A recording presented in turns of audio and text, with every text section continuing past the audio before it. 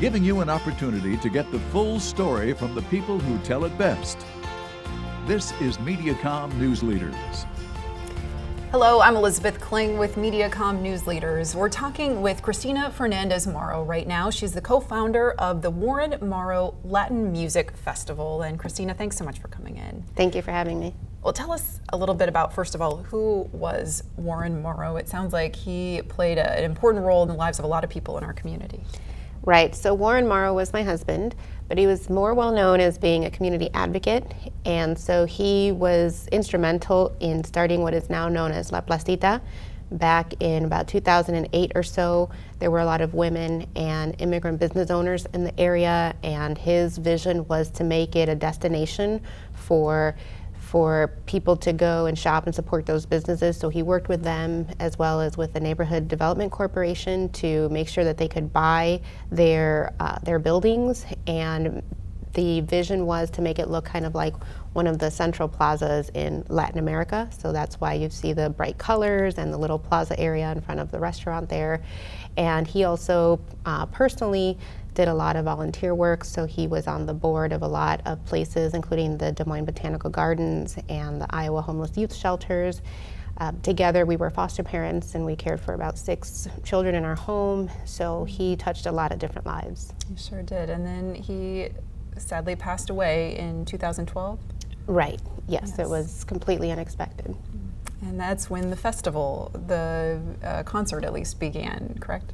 Right. In 2012, I was approached by someone whom he had worked with, and they wanted to bring some live music in his honor. He loved live music, and they just approached me a couple days after the funeral and said, hey, you know, Warren would meet with me in the morning and help me kick off this music production business. And as a thank you, I would always tell him to come, and he could get in any event for free, but he'd always pay because he wanted to support me.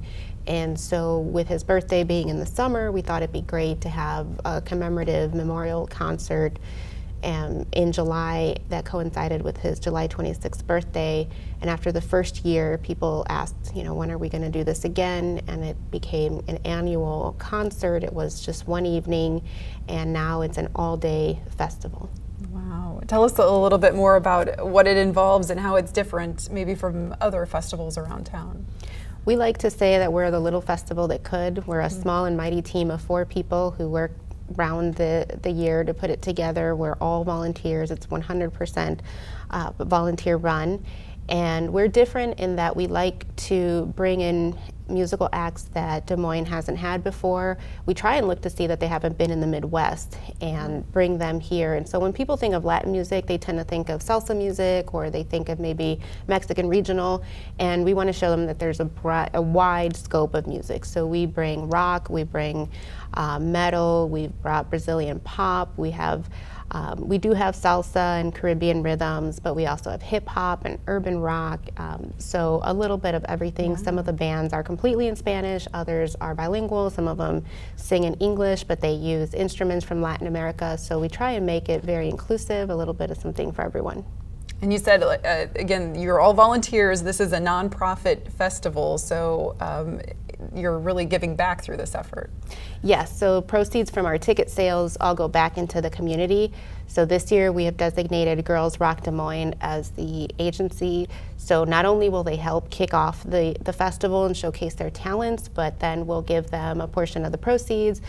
In the past, we've given to Al Éxito, which helps middle school and high school students get into higher education, Solidarity Microfinance, which helps women start businesses by giving them small loans. We've also worked with Latina Leadership Initiative, which is a leadership development program for young Latinas. So we try to stay within the focus of Warren's philanthropic interests.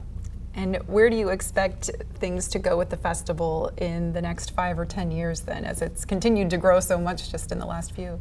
We would love it to be the largest Latin music festival in Iowa and attract people from other states. We often find ourselves traveling to different states for Latin music, and so we want people to come here. We would also love to be able to give at least $10,000 a year back into the community and kind of be known as the festival that gives back, you know, of the community for the community. Such a wonderful effort in honor of a wonderful person. So, Christina, thanks so much for your time today. Thank you for having me. And if people would like more information, they can visit warrenmorrowmusicfest.com online. We've been talking with Christina Fernandez Morrow with the Warren Morrow Latin Music Festival. Join us next time here on Mediacom News Leaders.